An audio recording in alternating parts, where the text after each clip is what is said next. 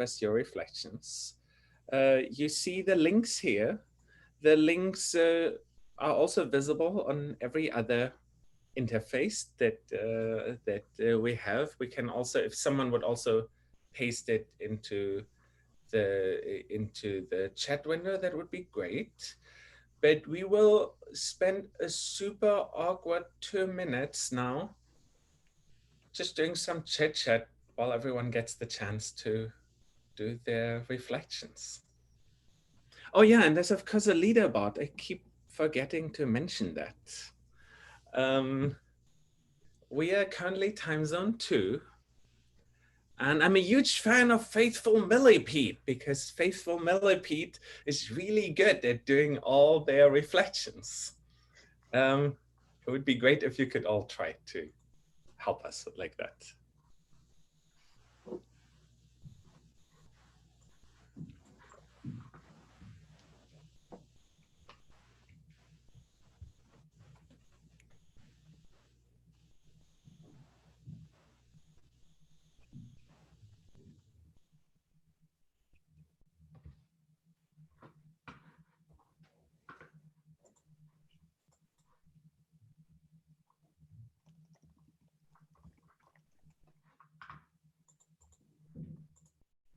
And we'll spend another super awkward minute on this. Let me just reassure all of you that your reflections are actually being read. We are getting actionable feedback from the reflections literally every day. And that's what makes Neuromatch Academy better every day.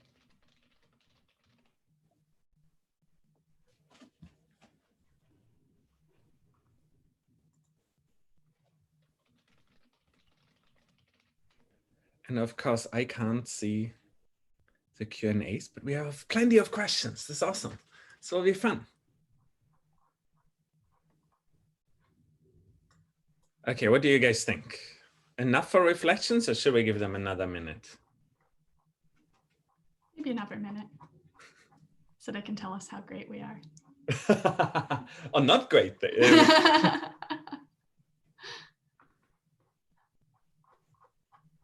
I'm always worried that the way we moderate this could affect the results. There's some days where we told people, give us the bad feedback, we need it. Other days where we told people, like, don't spare your praise either. So the way we moderate it might have an impact on the way the reflections look like. Okay, I think we've done enough of this. So why don't I stop screen sharing here? And it's time for the introductions. So maybe we should start with Sofia. And it would be great if you could briefly tell us who you are. Sofia, I come from Greece. I now live in Pittsburgh, and I've been working on causal discovery since my master's degree. So about 10 years. I see that you have there are a lot of questions about dynamic causal modeling. This is kind of specific to neuroscience, and I think Konrad may be more equipped than me to answer these questions. But we should probably give Logan a chance. Oh, I'm sorry. It's my bad. Sorry, Logan. Yeah, hi, I'm Logan. You can see from the light that it's early morning here. I'm sitting on the west coast of Canada right now. I've just finished my PhD in machine learning at Oxford, where I focused on causality as the core part and a little bit on interpretability as well. My background is as an economist, where the systems that you deal with as an economist are hopelessly complex and unpredictable because humans they suck more as research subjects than neurons, I think. But I have less experience seeing exactly how well-behaved neurons are. On the flip side, research-wise, I'm extremely interested and have this basic philosophy that we use causality as humans to be very, very smart. And I'd be very interested in seeing how we can get machines to do the same thing, the causal intuition that we use to be some very robust reasoners. Great. So Ella, do you want to take the first question, or how should we structure things? Sure. So the first question, I will just go with the most voted one. So we learned about instrumental variables, but people are wondering what an instrumental variable in a neuroscience setting would look like for either probably individual neurons or more like network modeling. Yeah, I think this is a great question, and maybe I should, coming from neuroscience, I should take that question. So the answer in a way is sad. No, do we have an example of instrumental variables in your recordings? No. Why don't we? So let's highlight what an instrumental variable is. An instrumental variable is a variable that I can measure that affects one of the variables of interest, maybe one of the neurons, and the rest of the variables or the rest of the brain only indirectly as mediated by that variable or that neuron in this case. So therefore, we don't have those variables for the moment. No, like now, does that make instrumental variables useless in neuroscience? No, we can use it in all kinds of medical domains already. But let me sketch how it could become relevant. So we could, for example, now we have optogenetics, and we could produce similar constructs that say, could at random points of time turn off a neuron for maybe 200 milliseconds, or maybe with an oscillation, and in a way that is observable. Maybe the neuron turns green, and at the same time it stops firing, and then as soon as that period is over, it will resume.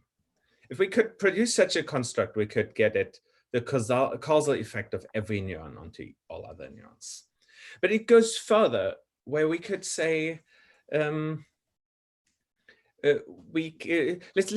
think a little bit about a technique like optogenetics. You know, like we all heard about optogenetics. It's this like we shine in light, it makes the neurons go. And we all know that it's a valid causal question. But let's think through that a little bit. What happens is we put in light, the light affects a whole bunch of neurons. In fact, thousands, tens of thousands of neurons, maybe millions of neurons, and these millions of neurons then do something with one another.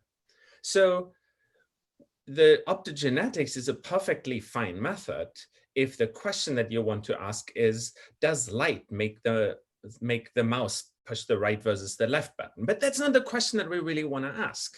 We want to ask something about a population of neurons, maybe individual neurons. So if we want to get into that space, and we aren't there yet, we need to start formalizing the effect of that perturbation. And it turns out that there's ways of thinking about certain perturbations in terms of instrumental variables. So if the question is, what has been done so far, the answer is very sad. But if we give an answer that is forward-looking, we can say, well, we will need clean reasoning about causality if we ever want to make the kind of statements that as neuroscientists we fundamentally want to make. All right, so maybe we could start with a more general, or follow up with a more general question for all our panelists. If you could, I'm making this question up. If you could give every scientist or modeler like 2 sentences about causality that they should know, what would be your advice? What do you want people in science and modeling to know?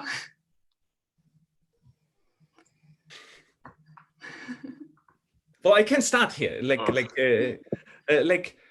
What I want everyone to know is that correlation isn't causation. Yes, it's pretty good summed up in already. Correlation is not causation, I think, is the one sentence.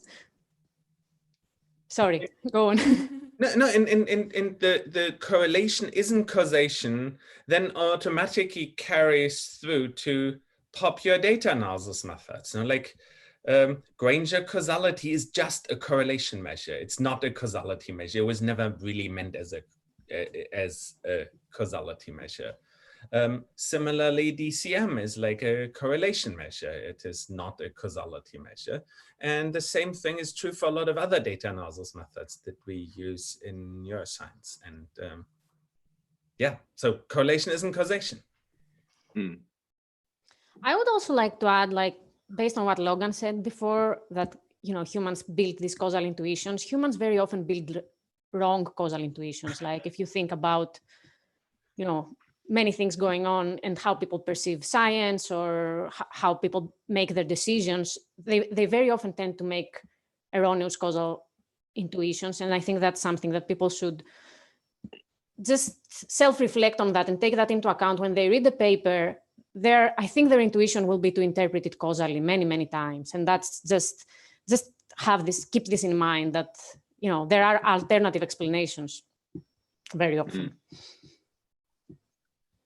I will add a couple points to this that I think are also canon in the community. You know, first, correlation is not causation. That defines what we do and why we do what we do. But correlation is not causation, no matter if you have 1 data point or 10,000 data points. You can't get causation, you know, just the more you observe, because causation is a lot trickier than that. And to me, the way I think about it is causality, at least when you're modeling it, is very much an argument, not some universal principle that just emerges once you have enough data or something. And some people think about it that way. Some people don't even think causality exists, but that's more of a philosophical point than anything.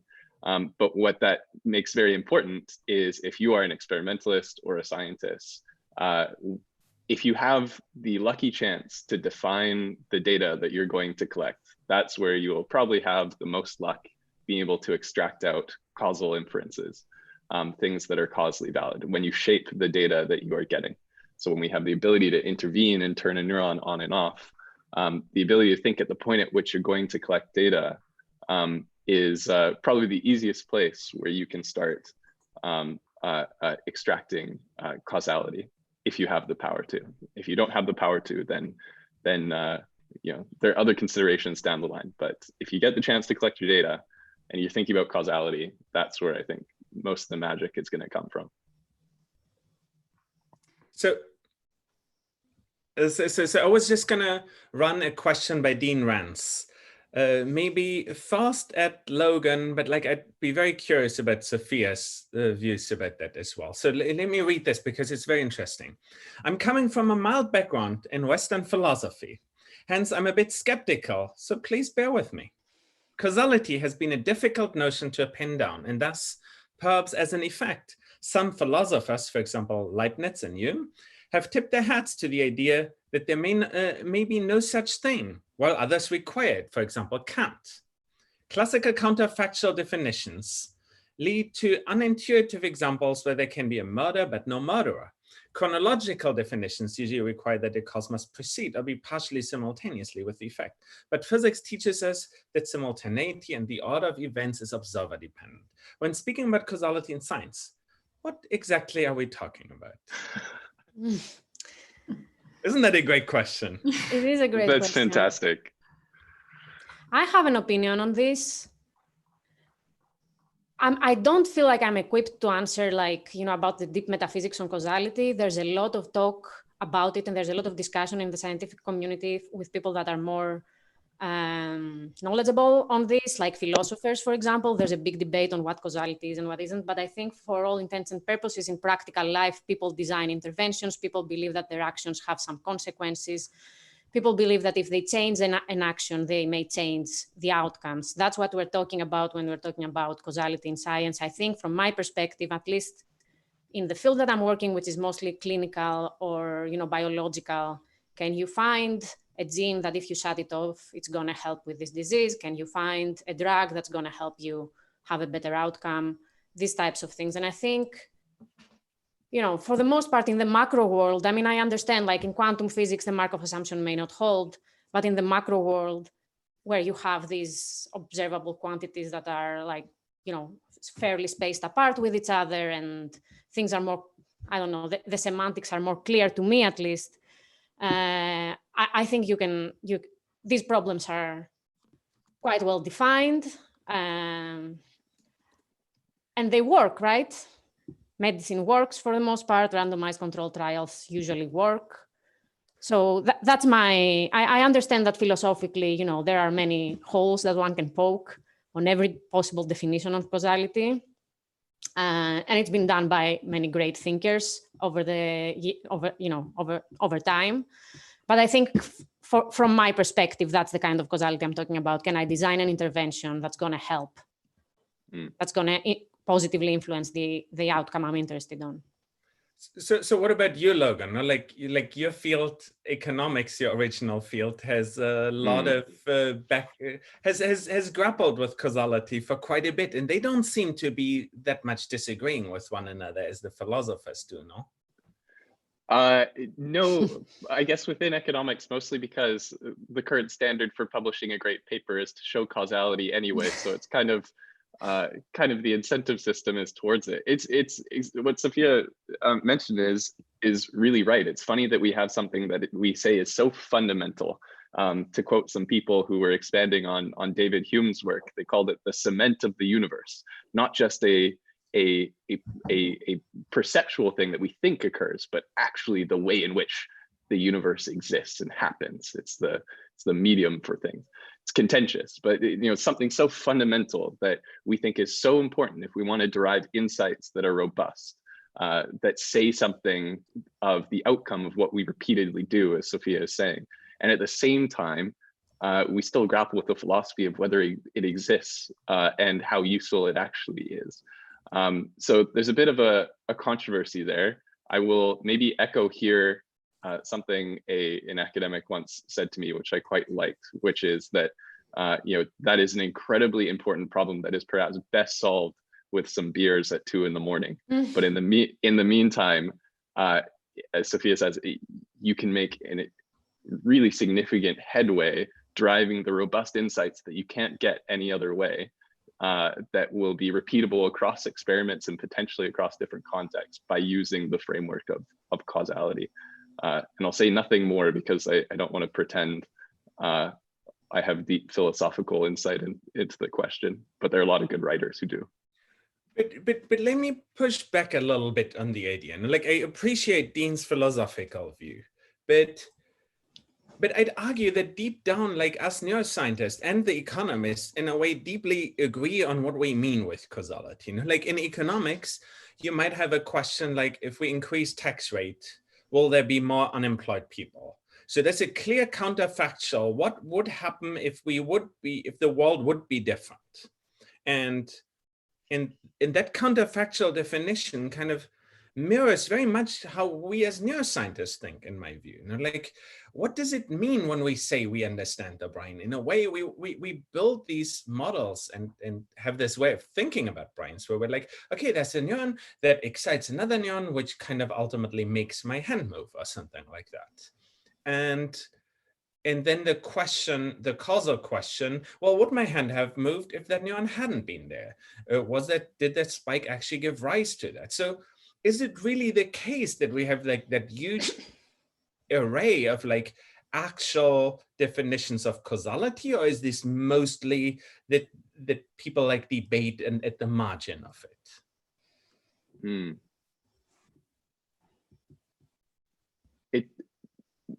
We have most of the debate is at the margin, and if people are interested in going deeper into causality, you will find that there are a very small number of just big paradigms that you use to basically ask the same question as Konrad is saying, whether you are interested in a graphical paradigm or a potential outcomes paradigm or a few others with which you express your question. And I agree that once you've accepted that you're going to use causality, a lot of the definitions overlap, and there's some sort of maybe margin and nuance depending on what you think is most appropriate. The fundamental question of whether causality as a philosophical thing exists, I think, is the most hotly debated and very difficult to solve one. But once you've accepted that you're going to use causality as a mental model for solving your problem, which I contest is maybe the most important one we have in science as a fundamental method, then I think it is mostly at the margin. So maybe we can move to a kind of related question from Batty Sakharov. So they ask, given science has managed to make many true statements despite a lot of dependencies, so how come there are so many, as they say, causally unenlightened scientific findings that haven't fallen apart, even though there's a lot of naive causal statements and a high dependency rate in complex scientific claims. I'm sorry, where is the, can I see this question? Yeah, I put it live, so I'll be at the top. Okay, great. So maybe I should start with that. You know, like the question is, if we are so wrong about causality, if I understand the question right, why don't we see kind of stuff falling apart? And let me give like a very blunt answer for that that comes from the history of neuroscience.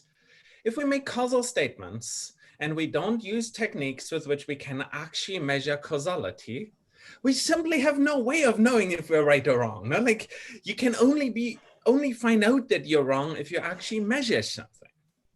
Now, what does that mean? We have causal perturbation techniques, and like we can totally get at causality by like sticking an electrode into a neuron and doing something. It's just that that field knows how difficult that is, and how there's all kinds of confounding worries of what could be happening. Similarly, we can zap a brain area. You know, we hold like a TMS signal above Konrad's head, and we zap and we see if he moves, and then we can establish a causal role for like a group of neurons. But we don't use those techniques much, and we are very worried about all the things that can go wrong with those techniques. We are weirdly not all that worried about the fact that declaring correlation is causation, that might also lead us to make wrong statements. So if the question is kind of how come we don't know that we are wrong? Well, we never gave ourselves the chance to find out that we are wrong. Okay, I still cannot see this question, but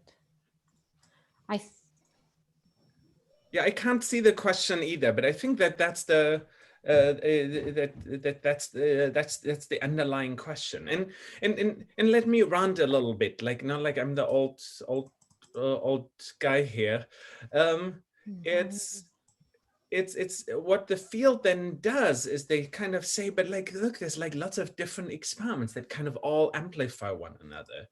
But none of the experiments that all amplify one another actually does causal measurements. So having more experiments doesn't necessarily make us more confident that our causal statements that we actually make in our papers are actually true. I think perhaps a lot of findings fall apart or just are never validated. It's not like everything is followed up. I think what eventually makes it into becoming technology, for example, are things that just out of the many causal claims, these are the ones that are true, and they, you know, you learn about them, they have become some type of a mechanistic, for example, you could have, I'm assuming, I mean, that in the end you have technology that works, right? So you have brain-machine interfaces or things like that, but I think that there might be just a huge pool of scientific findings underneath that never make it to that stage, right? I guess. I also want to answer to another comment that I see on the chat that says that counterfactual definitions also run into problems in neuroscience. For example, 10 neurons provide input to another neuron and it spikes. According to the definition in the tutorials, each of them is a cause, but for any specific spike, you might be above the threshold from the other neurons. So no single neuron would have changed the spike. This is just, I think, when something is a cause, it participates in a functional relationship related to the outcome. So in this case, the functional relationship can be just an end function. So you have all of these 10 spikes have to be in the same state together in order to cause. If I understand the question correctly, this is just a matter of how you define this function. This function doesn't have to be that every variable independently causes the outcome. Maybe it is in the specific model, but not in causality in general. So you could potentially construct another statistical test that tests this specific end function, or this interaction of 10 neurons.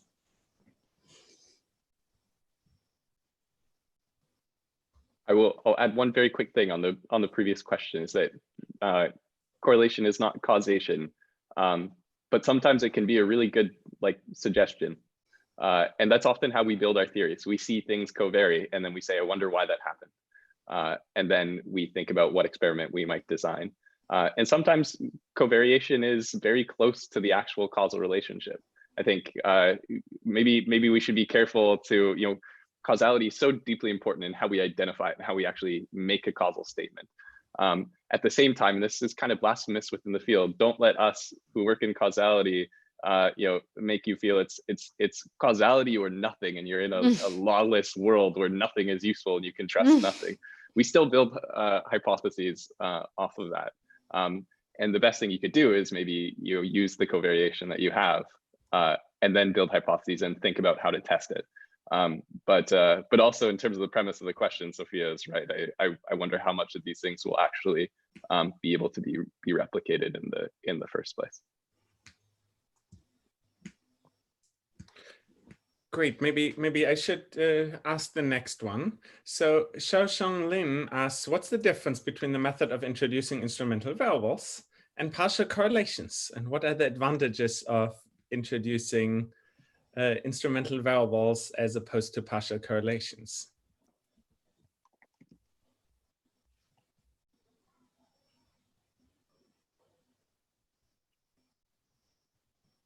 Do either of you want to take it? The question? Maybe I mean, I can take a shot, but I think the economist is more equipped to answer this question. Well, so I don't use partial correlation too much in my work, but maybe I should clarify the intuition first and what they actually mean by partial correlation in this case, because it's an overloaded term with a lot of interpretations. So if Konrad or Ella, you want to stake the definition we use, or if the person wants to put it in the chat. Yeah, let's take the case that's probably been used most often. You could say, I want to know, does neuron A influence neuron B? I record from a whole bunch of other neurons, and then in a way I subtract what I can predict from all the other neurons that I recorded from the output before looking at the correlations. And like we basically take out the correlations that we can expect based on the rest. Right. It's conditional. The conditional, you take the conditional distribution. I think they also clarified in the chat that they just mean control other variables. Okay. Well, intuitively, they are similar in that they're both attempts at what we call an identification strategy. And this term, I briefly looked over the notebooks that you guys were looking at, which were fantastic. I can't remember if the question of identification was in there, but identification is basically what assumptions are you making about relationships in your causal model that allows you to come up with a causal estimate of some quantity, which in this case might be the degree to which one neuron affects another neuron. So an instrumental variable is a particular structure of a relationship that allows you to identify an effect. And it has particular assumptions that need to be true in order for you to be confident that that causal effect can be estimated. In the instrumental variable case, it's relevance and exclusion, and you can Google that. I think it was in the notebook. And in partial correlation, I guess there's a implicit assumption in there that if what's called if controlling on these variables is adequate, and that's a very big question that depends on the structure of your assumed causal relationships, then you get a sort of consistent or an unbiased causal effect. That said, this is a very sort of classical intuition of, okay, well, if we just control everything that we just happen to observe, then we can identify the causal effect. There are actually many cases in which you don't want to control for something because that can bias or mediate the actual causal effect you're interested in. So I think a lot of people have this intuition that, oh, well, if we just sort of throw everything we observe into the pot, then we can find the true causal effect, but in fact, you could be doing exactly the opposite of what you want to do. So I would say they're related in the sense that they are attempts to identify a causal effect just as much as there are a real big hat of dozens of other identification methods, and it really depends on the structure of your data and the structure of the model that you have, and then thinking very closely about what conditioning on observations will do to your causal query that should lead you to choose which one is best for your problem. Can I also say something? And this is pretty inaccurate, so don't quote me on this, but I think the main difference is that when you have an instrumental variable, you have something that's kind of randomized with respect to the outcome that you want to measure. So you have some type of guarantee that you have a variable that's not confounded with the outcome. When you control for other variables, there's no guarantee that you have removed all of the confounding, essentially. By using the instrumental variable, because it's randomized, and I said, don't quote me on this, with respect to the outcome, you have some type of guarantee that you can get rid of all the confounding. And there are some tests that you can actually test it in the data. So it's considered like the second best thing, I think, to a randomized control trial. Yeah, so let's compare the assumptions that the two of them make. Like if you have instrumental variables, it requires you to have solid knowledge that there is a variable that affects one variable of interest, and you need to have knowledge that it doesn't affect the rest. For example, if this was a molecular construct happening within a cell, it will not affect the rest apart from through spiking. And at the same time, if it's a molecular construct that has no input from, let's say, the spiking of the neuron, then it would be a great instrument. So this is something about which we can make biophysical arguments. Now, let's instead talk about partial correlations. We correct for some things, and there are certain conditions where if you have measured all variables, and they are not of like a certain pragmatic kind, then it works. But look, let's be a little honest with ourselves. In neuroscience, we never measure all variables. So partial correlations can never be right. Now, are there conditions where they can be approximately right? Yes, there can be conditions, and we should talk about those conditions. But it makes a very, very strong assumption that will almost never be true. And so those are very different. And that's why the first one is instrumental variables. We call that a quasi-experimental technique. It can, under a lot of rather precise assumptions, approximate reality. And partial correlations are what we call an observational technique. So, and it has a very different domain of validity. Okay, there's another comment by the person who asked the question. It says, to be more specific, in the case of a neural system, when you cannot observe the hypothesized IV, what's the difference? In IV, you have to be able to observe the hypothesized IV. I don't know if this is specific to the neural domain, but in general, you have to be able to observe the IV. Yeah, if you don't observe the instrument, it's hopeless. Now, the whole idea of IVs is that the world is running a randomized controlled experiment for you. There's kind of more or less random stuff going on, and by observing how that random stuff that you observe affects the world that you want to understand, you figure out how the world works. Okay, so are there any other people who want to answer? Okay, maybe we can move on to the next question. So from a causality viewpoint, what is the differences between modeling and statistical analysis? So if you want to figure out the interplay of two variables, why should you use a model? Man, you guys are asking the right questions.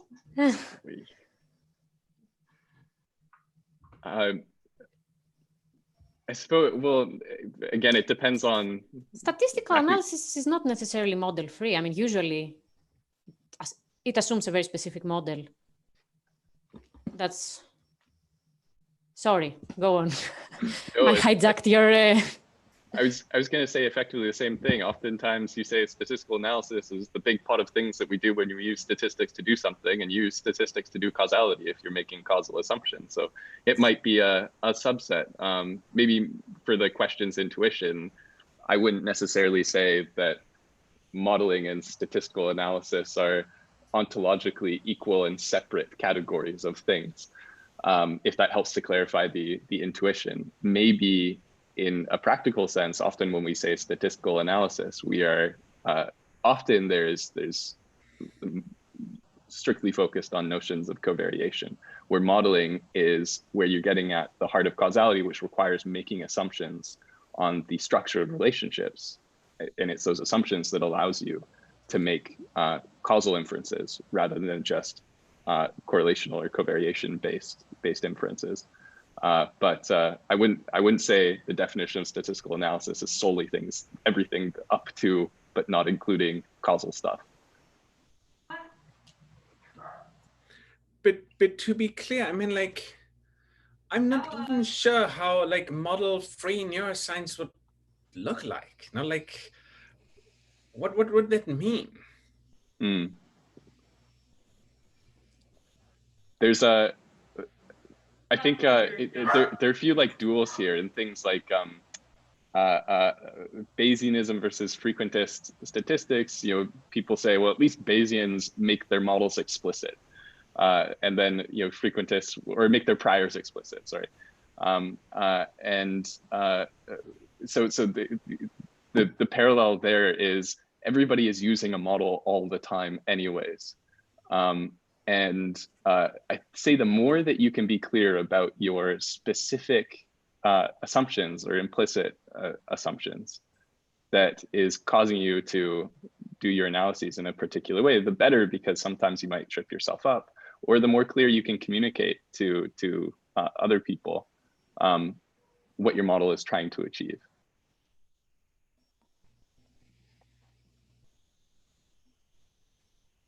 I'm not sure, just to mention it, I don't know, sometimes people in medicine use modeling more for like dynamic models.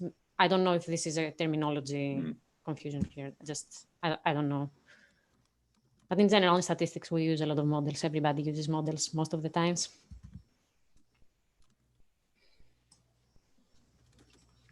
Yes, I think we have dodged it for quite there's a lot of questions about the dynamic causal modeling. I'm assuming that this is the Freestone like bold. Yeah. I have found it hard to understand, so I don't think I'm equipped to answer this question. I think it's quite specific to neuroscience also, I believe. In that, let me say it's something that most statisticians, or like a lot of statisticians that I talk with, feel similar about. So let me briefly give let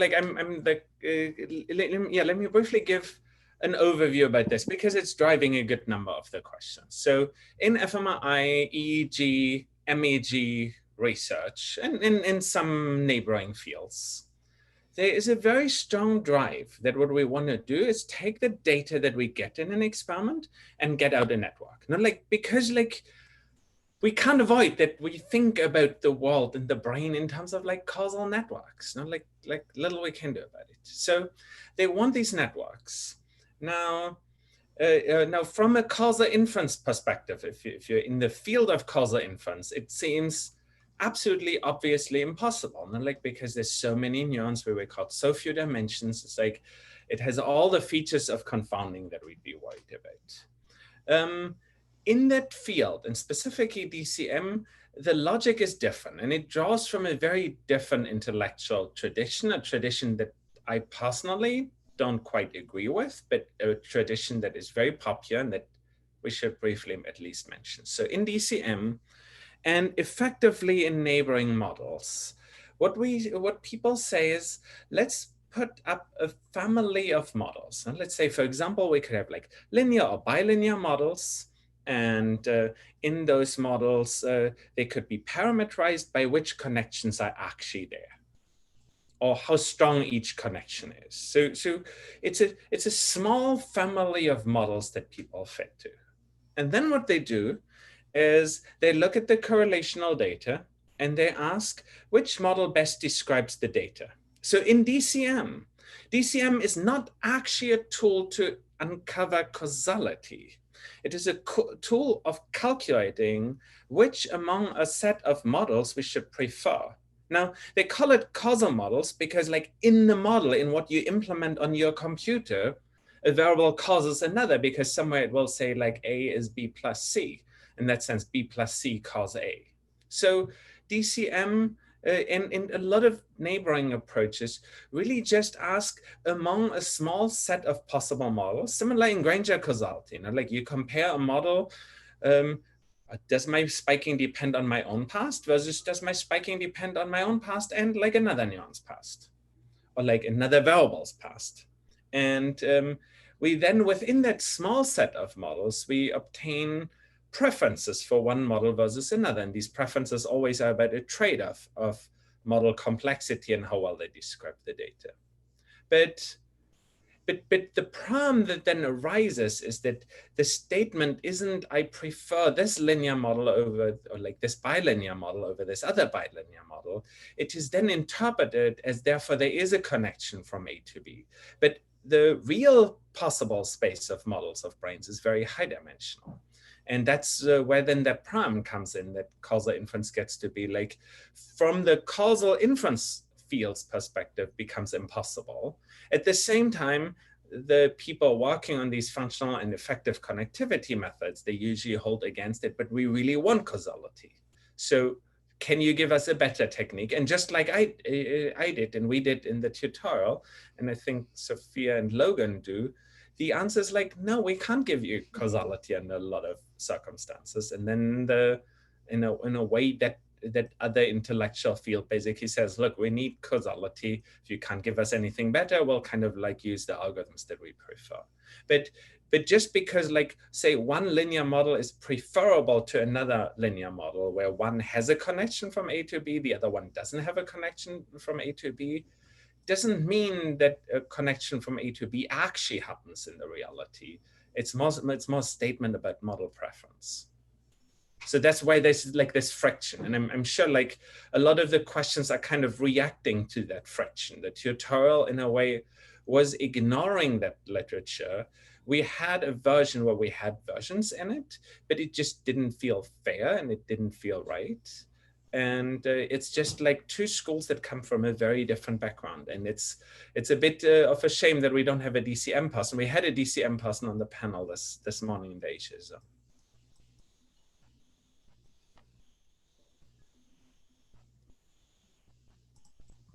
All right, so we next have a question from Eben Krishnan, which is, can we get causal information from mutual information or transfer entropy? Absolutely. The same that you can get with any other type of correlation. That would be my answer. It's just a matter of how you parameterize the interaction, right? The correlation or the association between two variables. That can be any type of linear or nonlinear association that you can think of. And actually there is, like in Bayesian networks, the entire field of Bayesian networks has been redone, I think, with these mutual information concepts. And actually, conditional independence in discrete data is very similar to mutual information concepts. Yeah, but sorry, go ahead. Oh, just a little bit of intellectual candy on the side, I suppose, because the word entropy was mentioned. There are now very interesting attempts to see whether or not you can use actual physical entropy or notions from thermodynamics and this like inherent irreversibility of the direction of the arrow of time, or the flow of or the increasing entropy is a thermodynamic property, to see if you can have this like very philosophically robust, physically robust notion of causality that I point people to if they're interested in that kind of thing that I know hopelessly little about. Yeah, I wanted to add one thing. So, Amin, I think the proof is in the pudding, and in this case, the proof is in a very easily accessible pudding. You know, like we learned today that Pearson's correlation fails for large systems, if you actually use, for the same system that we simulate here, use mutual information or transfer entropy in the partially observed setting, it will fail in exactly the same way. It might fail worse. So no, because like it's an issue of statistical power and like correlations are relatively easy to estimate. Why will it fail equally? Because for any correlational technique, now those are all associational techniques. For any associational techniques, there is the problem that, that basically we cannot distinguish a real interaction between the variables we see from an interaction that happens in the variables that we don't see that is reflected in the variables that we see. And that means that for all those techniques, unless there's redeeming factors in the system, but for all those systems, it will be shared that they have these biases from the omitted variables. And it's easy to see, you know, like if we often have A come after B, well, it could be that there's just C, which makes B fire soon and then A fire a little later. No, we can never know the difference. It's statistically within the variables that we observe, fundamentally impossible to distinguish them. So there is no, unless the brain has peculiar statistical properties, there's no reason to believe, at least from my perspective, and like there's probably disagreement about it, but there's no reason to believe that we can get back there. And I can just encourage you, like, look, the code is it's all open source and everything. Just go and implement your favorite functional connectivity algorithm on the simulation that we have here. If you find one that actually recovers causality from observational data, that would be magical. I just don't think it's doable. Oh, I want to make a clarification. When I said you can use, I mean, I didn't mean that you have they necessarily have some added value. If there is confounding, there's going to be confounding it whenever you use Pearson correlation, if you use mutual information, entropy, whatever. I'm just saying that it's another, if you believe that so there's two parts. Is it A causing B or B causing A, or are they confounded? And then it's, what type of relationship do they have? All of these different methods, they answer to what type of relationship there is, not if there is confounding or not, right? So if you believe that you have a nonlinear structure and you're going to, it may be the case that you have the correct causal model, but you use the wrong type of relationship and you still fail, right? Even if you have all confounders, if your model is nonlinear and you use linear correlations, you're still going to fail. But it's not like if you use something that's nonlinear, you're going to recover necessarily, or you're going to recover from confounding.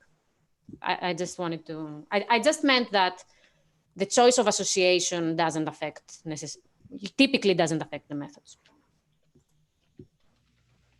But they may fit your data better, other types of associations. Right.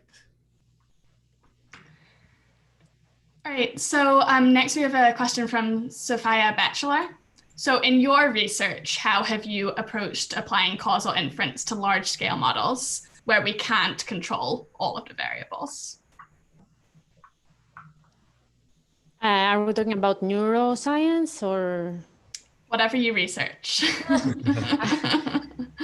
Okay, if I'm being honest, my opinion is that you cannot learn causal relationships from large scale models where you cannot control for all variables in a complex system. Even controlling for all variables in a complex system doesn't necessarily bring you closer to causality. And I think the field is not there yet. I mean, even if you believe that all of your assumptions, that you've measured all confounders, right? You would still need huge sample sizes. Methods that learn causal relationships are not that robust. So if you want to learn a relationship among 10,000 variables, you're going to need like huge sample sizes. So in general, I don't apply causal inference techniques to large scale models. And if you apply them, it's usually just to see sort of a pattern, like what are the most important variables for this outcome, right? So what these models can do, it can tell you, okay, these variables are superfluous. You don't really need them to predict this particular neuron. These neurons are the best neurons if you want to predict the firing rate of neuron Y. But answering causal questions, personally, I wouldn't recommend trying this at home. Yeah, it's similar thing. If it becomes trickier with large scale models, but the key point remains that if you cannot observe the things you need to observe, whether it's for an observational identification method or the intervention that you wish to make, then you're kind of back in the realm of association. And so you suffer from all the same pitfalls. Specifically as it comes to large scale models though, different approaches that I've seen, especially when it comes to things like economics, and you're very interested in a series of systems that interact, whether they're a financial system or a goods producing system or wherever, you might try and break the problem into smaller subproblems, in which case you might have, for example, natural experiments that you can take advantage of, or you might know from the literature from previous interventions, different estimators or plug-in models that you can use in absence of seeing the intervention yourself. What's that, Konrad? Logan, what's a natural experiment and what's a drop-in estimator? Oh, okay. I will. I'll say. So a natural experiment is, if you can find one in economics, that is just absolutely brilliant. It's also an overloaded term, but roughly it's where some source of random variation has given you an effective intervention. The most classic one in economics that we talk about is or that you hear at least in undergrad classes, is the difference between North and South Korea. At a certain schism point, they decide to follow two different political regimes. And the question is, given that variation, what is the long-term outcome? You can use that variation to identify or estimate the long-term outcome of particular, institutions that form your economy or politics and whatnot on other variables of interest, like well-being or electrification and whatnot. The plug-in principle so there's something a little more technical here, but there are a couple approaches to it. One of which is what I was specifically referring to is if you have already identified in some other context, in which case you think is valid and applicable to the context you're interested in, which is a very important and tricky assumption. You may not need to estimate the causal or functional effect of the problem you're interested in. You could use previous knowledge. Alternatively, the actual plug-in principle is about approximately computing a quantity of interest from something that cannot be sort of analytically or exactly computed. But I'm specifically talking about, especially when you've got a complex challenge, can you use a bunch of prior knowledge of causal functional relationships instead? You just have to argue that they're relevant and applicable in this particular situation.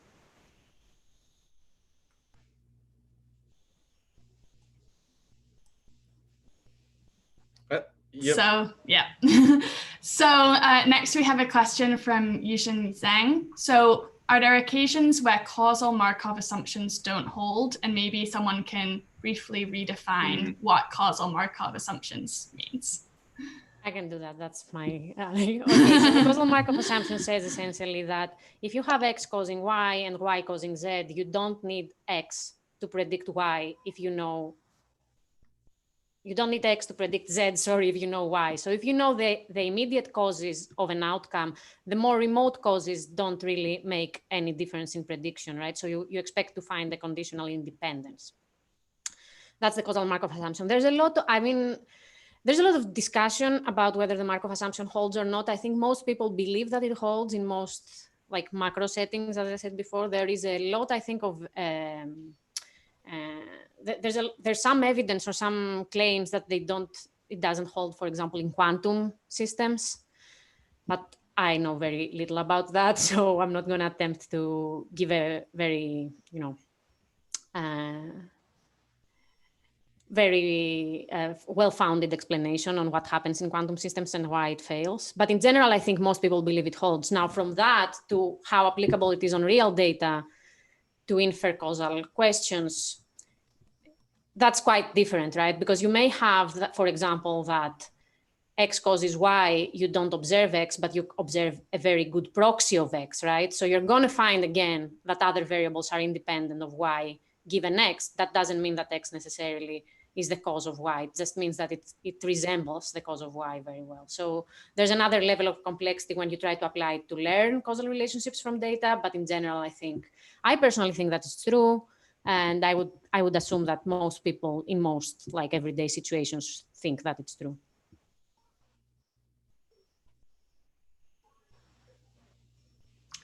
All right. So next we can talk about the differences between Granger causality and causality. Oh no! Sorry. Okay, so let's briefly make sure we're all on the same page about what Granger causality is. When you ask if A Granger causes B, what you do is you predict B based on its own past, and then you ask if this model is better or worse than the model that predicts B based on the past of B and the past of A. So it's basically asks, can we predict it better if we like add A? There's like a lot of prompts at the margin of that, but it's also unclear. It wasn't quite ever meant like as a method for causal inference. It's called Granger causality, but I guess it should be called Granger association. No, Sophia, would you agree? I definitely agree. I think it's for historical reasons that it's called Granger causality. And I think one of the reasons that make it so attractive for neuroscientists is they want to say causality. And it's causality in the name. So how cool. Who doesn't? But like for systems that that aren't fully observed and all kinds of other situations, Granger causality will again have omitted variable biases. Not like it. Granger causality looks only at two variables at a time. There exists, of course, extensions, but like in the standard version, it only looks at those two variables.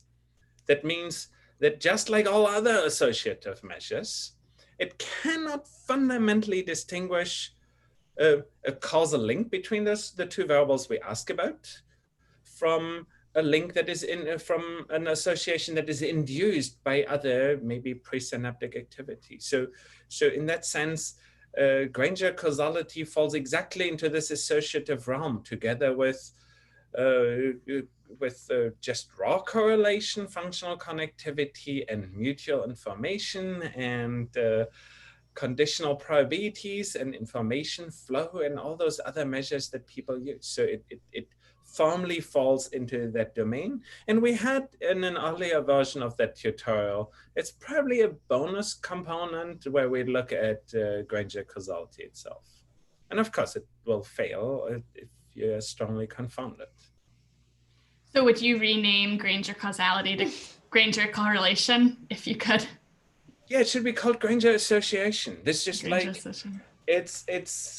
And I think there's the fact that it's an associative technique is very clear from a statistical perspective. Like it simply has no claim at all for causality. It doesn't even have like approximation properties. Like there can be cases in observational studies where I can say I don't believe that I'm unconfounded, but here's the reasons why I believe that confounding is much weaker than the main signal that we're looking at. Now let's take smoking. Now you can say we see a certain association of smoking and cancer. That association might be so big that it's clear that we can't attribute it to, say, people being more risk-taking when they are smokers. And so in that case, you can make arguments about associative techniques. But it's very hard to make those arguments about Granger causality. It's just like a very complex measure. And it's not clear if that complex measure really buys as much. Great, so I just want to remind everyone that it's been an hour. So if you have things to do, go do them. But if our panelists are willing, we can continue this conversation for a bit. We still have 38 questions, so there's a lot to talk about. Oh, yeah. And I just want to emphasize for everyone, like, if you have somewhere to go to, your project needs to make progress. Your kids need someone to cook dinner for them.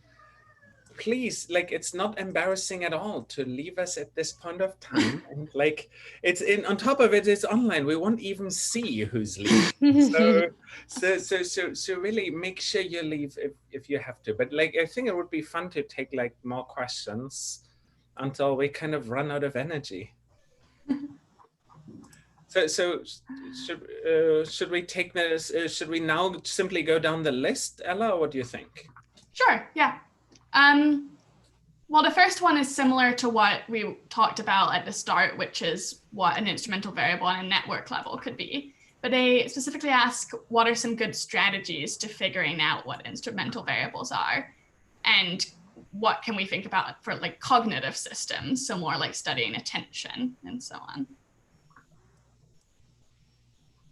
Yeah, no, like the statistical part of the question, I think is easiest to answer. Now, Virginia Lee's question is, if the instrumental variable is correlated with the confounder, then could it still be valid? That sounds like a Logan kind of a question, no? Sure.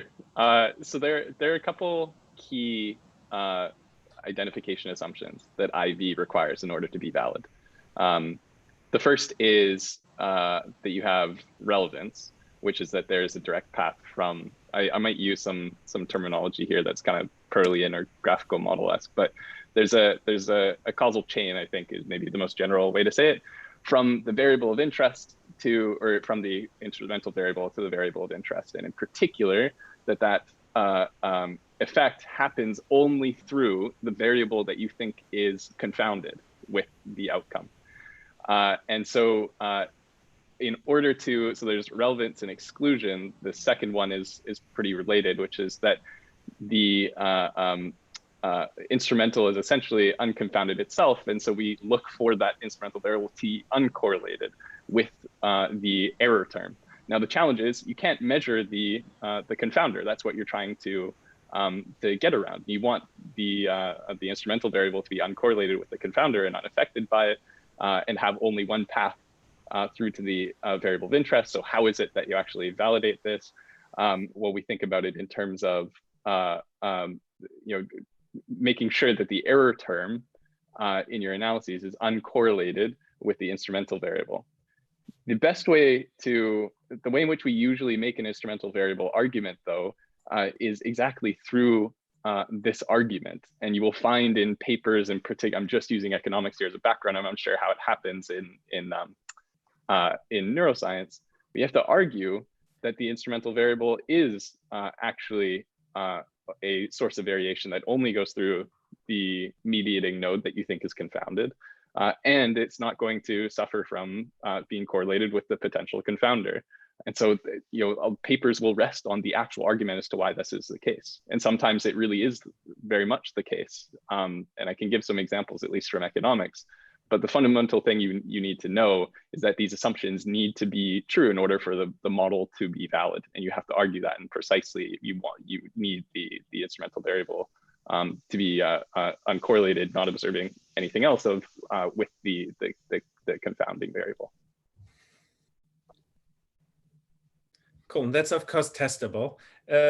I'd like to briefly get to Patricia Rubish's question, if that's okay, who asks in a way where we could apply IVs and if we could apply IVs to patch clamping. So in a way, if you do patch clamping, you can sidestep that problem. Like if you randomize your stimulation protocol, which people don't weirdly often do. Like I know a lot of people who like do periodic stimulation, which seems problematic for exactly those reasons. But basically, if you randomly stimulate at times, you can establish the causal effect of you stimulating the electrode and stuff happening. It's a harder problem when we talk about optogenetics. And in fact, it's something that we've been working with Mikhail Laparat for a while. The idea there is that can you use something that affects the effectivity of the optogenetic stimulation? And we've been thinking it's not perfect, but it might be good in first order approximation that if the stimulation happens at a time where a neuron is in refractory period, it can't spike. And therefore, like it's missing the stimulation. And arguably the neuron being refractory at the time versus like slightly before or after is like a random variable in first order approximation. In that sense, one could potentially use IVs to fix certain aspects of optogenetics. I'm not sure if Sofia and Logan have other applications in neuroscience, like in slices maybe for IVs. No, I really have no idea what could be an IV for a, for a neuroscience experiment. I mean, in medical, I can talk about medical experiments. Maybe you get an idea from that. Usually these are things that are sort of external functions. So you could think like what day of the week it is, or how many people did the pharmacy have at that day, or things that are not, you know, they may affect an outcome, but they're not expected to affect it through a medical pathway somehow. It's just random variation outside the system. I don't know. That's very high level. I understand that, but just that's the type of things that you usually use. In my example, I think I had tax for tobacco tax for smoking. So this is something that's not, tobacco tax is not likely to somehow affect your health condition otherwise, right? That type of thing would be an instrument.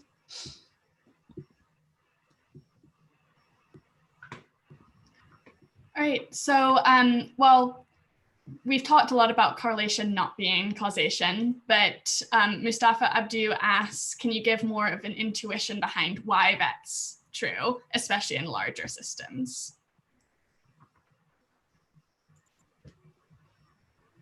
How about Logan? Sure.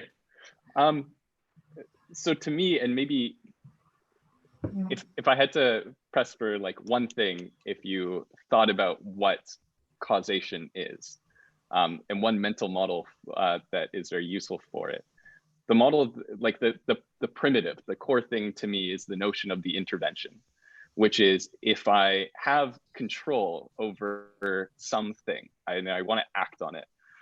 And by control, I mean, I'm not dependent on anything else. I can make that thing take a particular value, whatever value I'd like, as in the optogenetics case where you can perfectly control a single neuron. I'm probably misspeaking here because I don't have much neuro background, but the difference between causation and correlation to me is this notion of an intervention, where the intervention allows you to break previous associations of the value of a particular variable so that you can find out effects when you control or like influence this one particular variable. The difference in intuition, where correlation might not equal causation in this case, is in your observed systems, you may have been observing systems where the intervention has not happened on the variable that you're interested in. And it might just be the case that other variables that you may not have measured, these confounders, have been conspiring to cause the variable you want to intervene on to take one value at the same time as the other variables that you're interested in the outcome on. So while in the intervention case, you are saying, no, I don't want any external influence on the thing that I'm intervening on. I'm going to just sort of have this sort of primitive universal control over it. Whereas in the observational case, there's no way for you to know that there were other variables that were conspiring to influence the variable, the treatment variable, this one you're intervening on, to take values at the same time as other variables. And this is potentially very, very dangerous if you don't control for this, in that it's not just it has, you know, it lessens or amplifies the effect of this variable on another. It could completely reverse the effect, which becomes very dangerous if you're considering things like medical treatment. It can be the difference between saving somebody and killing somebody. The point is, there are all these things you don't observe that might be influencing variables to take values at certain times, and but what you often want to do is actually be able to act and intervene on these variables. And so the difference is like fundamentally having knowledge through the intervention of the outcome of an action that is not the effect of these this system conspiring against your ability to or with only in the context in which you observe it. That, I think, was a bit of a word salad, but I'd encourage, if anybody wants to go deeper into causality, a system that I use that I think is very intuitive to explore these things is just the basic graphical model approach. I don't know if that was was put in the tutorial. Yeah. But if I can say something just from my perspective as a graphical models person, I'm not a counterfactual person, I'm a graphical models person. So that would be like many different causal models can give you the same correlation results. If you move to a larger space, the space of possible models that will give you the same result just expands. So it's even more likely, usually what you do in causal inference is you say, okay, I got this result, this is most likely this causal model, right? Because you only have a very limited set of models. The more you go into large systems, the possible causal models that will give you the same correlation results, taking into account also the noise and the sample size that you need and everything. It's just gets bigger and bigger. I think there's one thing that I'd like to add here to Mustafa's question that relates directly to the tutorial as we were running it. Now, in the tutorial, we saw that if we make the system big, correlation and causation get to be very different from one another. And one way of getting an intuition for that is as we make the system larger, every neuron has its own noise source. So therefore, we have more neurons producing noise as we make it bigger. All that noise like reverberates in the modes of the network for like order 100 steps. And therefore, as we make the system bigger, it switches from a mode where basically activity is mostly driven by the noise that's on the neurons themselves and switches to like a neural activities mostly driven by the modes of the network. And as that switch happens, we basically move from correlation is causation because we are noise dominated. Now, if every neuron was noise, then in a way things would be true. It's just that the system couldn't work, and that's at least in the context of the tutorial intuition, I think.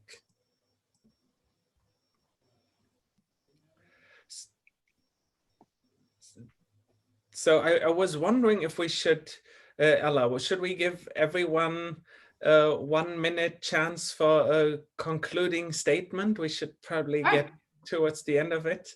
Okay, great. Who would like to start with like a 1 minute that you guys as causality interested people would like to give to our students as a take-home message? We've been through it. Correlation is not causation. Think of your assumptions. Think of your assumptions. Think of the assumptions that you are making to interpret the results the way you are interpreting them. Yeah, don't be scared by causality. It's annoying, but it's really the thing that matters, especially if we want to make results that are robust and can be repeatable and say something that is true. If I was a student today, and this is what I find myself now interested in, I think I'll point towards maybe a couple of research areas that might be really fruitful, that needs work.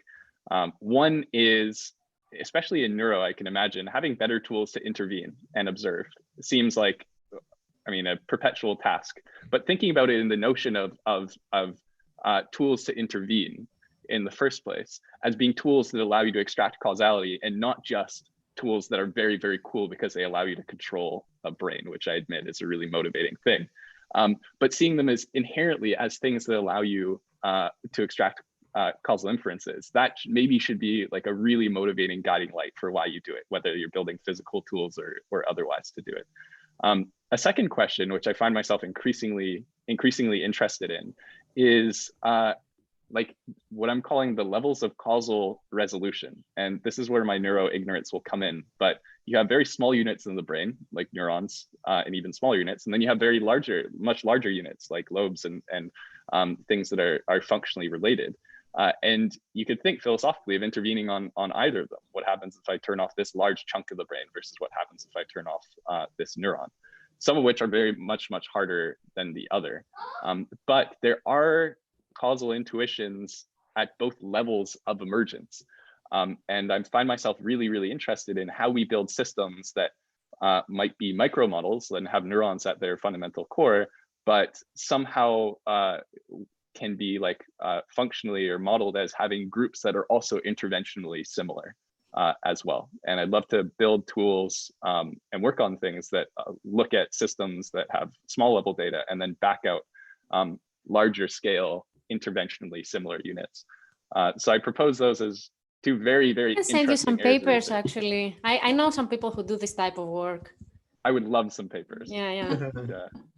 Awesome. If I understood correctly what you mean, but I think multimodal data, like and intervention on different levels. Yeah, yeah, that'd be cool. Cool. Maybe I should add one. I think it's important for us to acknowledge that the typical question we ask is of a causal nature. And this is something that like the field has often been very shifty about. You know, like even when we talk about tuning curves, they're often interpreted in causal terms. You know, like I fine tuning to color, therefore this area causes our perception to color, to like maliciously summarize parts of the literature. So A, we should acknowledge that we are after causal questions in many, maybe probably most cases. And B, we should acknowledge that if we are after causal questions, we should get our act together and be clean about it and use methods that allow us to drive those answers to the questions we really have. All right, well, that seems like a good note to end on. So thanks to everyone, both our panelists and our kind of honorary panelist, Konrad. And yeah, some of these questions I think are going to be ported to Neurostars, so hopefully we can also keep answering some there. But, all right. Awesome, and let's thank Ella again for the great moderation. Thanks. And thanks all our panelists for being here with us. And above all, thanks to all attendees for being here with us. Thanks. It's been a great discussion. Great questions. Yeah, Neuromatch sounds fantastic. I'm very jealous. It is. All right, bye everyone. See ya.